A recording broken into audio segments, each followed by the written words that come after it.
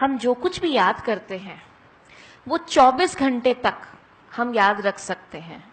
और आज क्योंकि इंफॉर्मेशन ओवरलोड बहुत ज़्यादा है, एक के बाद दूसरी इंफॉर्मेशन, अभी हम यहाँ से जाएंगे, टीवी देखेंगे, न्यूज़ देखेंगे, किसी से फ़ोन पे बात करेंगे, व्हाट्सएप के मैसेजेस पढ़ेंगे, इंटरनेट पे सर्फिंग करेंगे और कुछ कुछ करेंगे, तो वो सब कुछ भी तो लोड हो रहा है ना।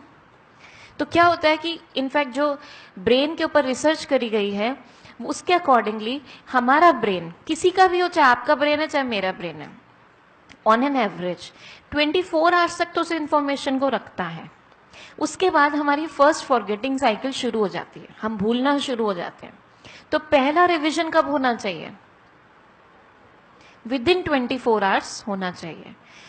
और फिर जो हम 24 आवर्स में रिवाइज करते हैं वो लगभग अगले 7 दिनों तक हमारे दिमाग में रहता है। ठीक है, अब एक बार रिवाइज कर लिया ना तो उसकी रिटेंशन जो है बुद्धि में रहने की वो थोड़ी लंबी हो जाती है, 7 दिनों तक रहता है। 7 दिनों के बाद हमारी सेकंड फॉरगेटिंग साइकिल शुरू हो जाती है। तो हमें सेकंड रिवीजन कब करना चाहिए?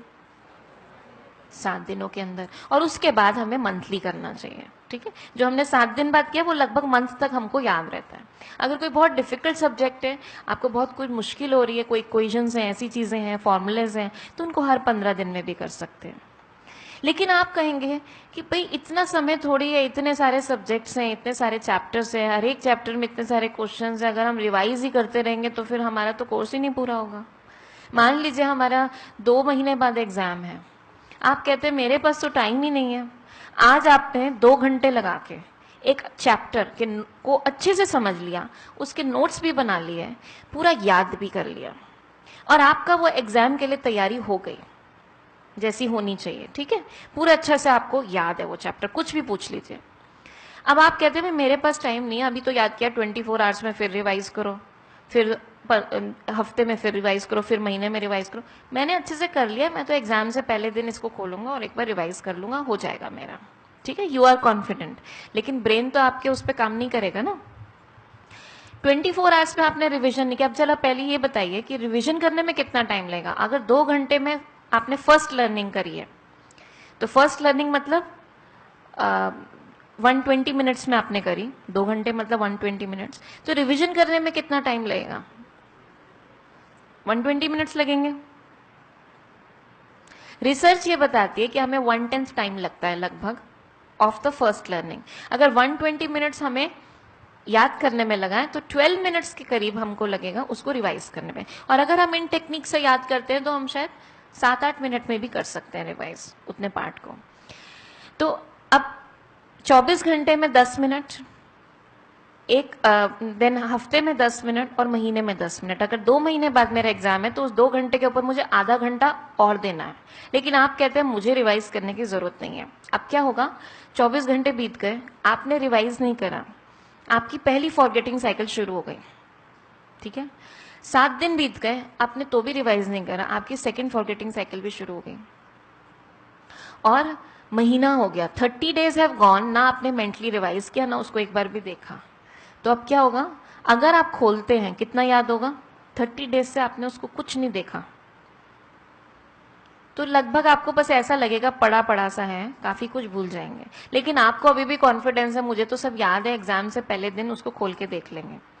तो अब जब 2 महीने बाद वाला एग्जाम है और उसमें 2 दिन की छुट्टी है और आपके 12 चैप्टर्स आने वाले हैं, उसमें से 10 चैप्टर्स आपने ऐसे कर करके रखे हुए हैं और केवल 2 चैप्टर्स आपको नए याद करने हैं। ठीक है, दिस इज द सिचुएशन। ऐसा ही होता है ना हम जब तैयारी करते हैं तो।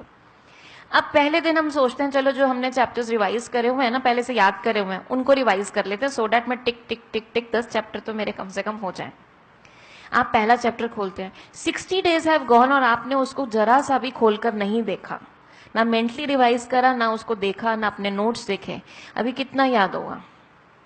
और उन 60 डेज में कितना इंफॉर्मेशन जा चुका है ना? तो आपको अभी कम से कम 2 घंटे नहीं तो 1.5 आवर पक्का लगेगा उसको याद करने में। रिवीजन करते थे तो आधा घंटा और लग रहा था, रिवीजन नहीं करते हैं तो 1.5 आवर कम से कम और लग रहा है। एंड मोस्ट इंपॉर्टेंट बात टाइम से ज्यादा किस चीज की है? जब आप देखेंगे आपको याद नहीं आ रहा तो माइंड में क्या थॉट्स क्या आते हैं?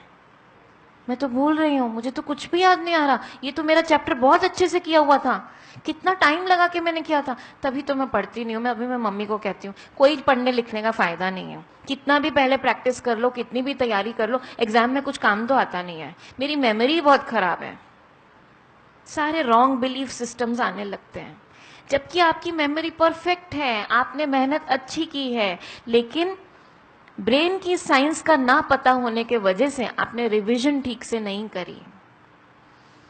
उसमें अगर थोड़ा सा समय दिया होता तो वो सारी मेहनत अब बहुत इजी लग रही होती। अब क्या होता है, दूसरा चैप्टर खोला वो भी याद नहीं, तीसरा खोला वो भी याद नहीं, स्ट्रेस बढ़ता जा रहा है, टेंशन बढ़ रही है, मेरे से तो कुछ होगा ही नहीं, कल का पेपर तो गया मेरा, मैं तो फेल, मुझसे कुछ नहीं होगा। अभी देखिए, अब वो 1.5 आवर क्या लगेगा, वो जो 2 चैप्टर्स रह गए थे फ्रेश जो करने थे, क्या आपका स्टेट ऑफ माइंड अब ऐसा है अब आप कुछ नया सीख सकते हो?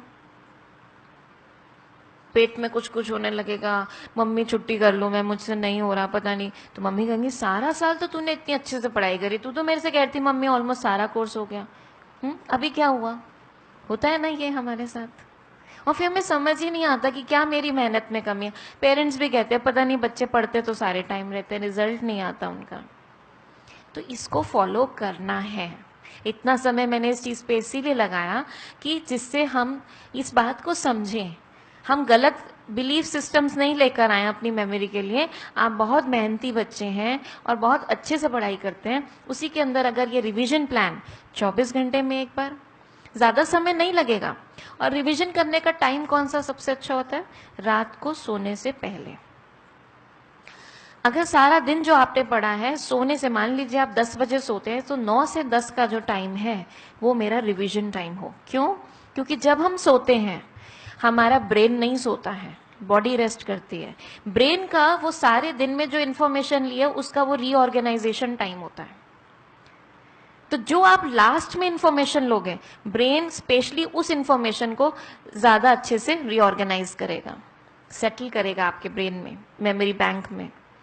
और क्योंकि रिवीजन में 1 घंटा मतलब 60 मिनट्स, मतलब 600 मिनट्स की पढ़ाई को आप 60 मिनट्स में रिवाइज कर रहे हो, तो ज्यादा चीज को कम टाइम में कर रहे हो। बहुत सारी चीज आपने 1 घंटे में कर ली, तो वो रात को जब रीऑर्गेनाइजेशन होगा तो कितने अच्छे से सेट हो जाएगा, राइट? अब हम क्या करते हैं, मूवी देखते देखते, टीवी देखते देखते सो जाते हैं, तो फिर क्या होता है, उसी की रीऑर्गेनाइजेशन होती रहती है। जब सुबह उठते हैं तो पहला थॉट उसी का आता है। तो चेक करें हम इस चीज को, ठीक है।